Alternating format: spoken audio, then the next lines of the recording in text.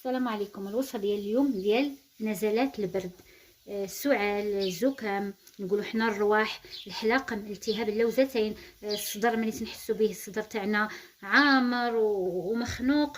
ان شاء الله هذه الوصفه غادي تنفعكم بزاف. المهم بلا الرواح بصفه عامه والنزلات ديال البرد ان شاء الله غادي تنفعكم ليهم بزاف، لان هذه الوصفه عطاتها لي الاخت تاعي هي اللي كتستعملها وقالت لي باش نشاركها معكم. دابا بغيت نديرها لولدي وقلت ان شاء الله نشاركها معكم لان فعلا زوينه بزاف. كما قلت لكم الاخت تاعي اللي كتستعملها. بالنسبه للحلاقم والصدر ملي تكون ديك الكحه خاويه تكون الصدر عامر ولكن الكحه ما كنقدوش نطلعوها، كيكون واحد الالم في الصدر. الرواح ان شاء الله غادي تنفعكم باذن الله.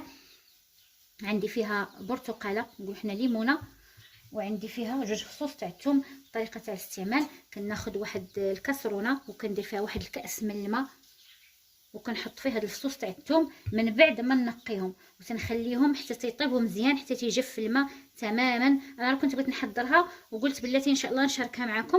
انا دابا يلا سلقت الثومه، ما غاديش نديرها دابا حتى الليل ان شاء الله، لان خصك تشربيها وتغطاي اولا تشربيها للوليدات تاعك وتغطيهم مزيان باش يدفاو. ما لهذا ما حبيتش نعصر الليمونه من دابا، قلت ان شاء الله حتى نبغي نشربها له في الليل ان شاء الله. كما شفتوها انت انا طابت هاد الثوم مزيان ومعكتها، وغادي نعصر هاد الليمون، هاد الليمون نقول برتقاله، وغادي نديرها في واحد الكاس وغادي نزيد عليها هاد الفصوص تاع الثوم. جوج فصوص فقط ما تفوتوهمش، يعني تيقولوا خبراء تاع التغذيه ان جوج فصوص المسموح بهم الكميه المسموح بها تاكلوها في داك النهار، يعني ما تزيدوش على جوج فصوص تاع الثوم صافي، وكتشربوها وكتغطاو وكتنعسوا. كنتمنى تبارطاجيو هذا الفيديو مع اكبر عدد من الناس ان شاء الله باش تعم الفائده ويستافدوا، لان هذه الوصفه كما قلت لكم الاخت تاعي اللي كتستعملها وكتشكرها بزاف، راه من شحال هذه وكتقول لي باش نشاركها معكم، لان هي الحلاقم تيمرضوها كتنعس في الفراش. قالت لي الحمد لله بهذه الوصفه، قالت لي وليت تبارك الله كنقد كنوض كنقضي شغالاتي، وحتى الوليدات تاعها قالت لي تبارك الله ما بقيت كنشري لا سير ولا والو. ان شاء الله غادي نشارك معكم الوصفه ديال التهاب اللوزتين. عطاتها لي واحد السيده حتى هي قالت لي زوينه بزاف والمكونات بسيطه وموجوده في الدار وطبيعيه 100%، وغادي نشارك معكم ان شاء الله حتى هي وصفه هي التهاب اللوزتين. عطاتها لي دكتوره اختصاصيه تاع الاطفال، عطاتها لي لولدي شي 10 سنين هذه او اكثر. الحمد لله ما كنشريوش الدواء ديال هكا السعال او الزكام، يلا كنشريو الدواء ديال السخانه لانها صعيبه بزاف.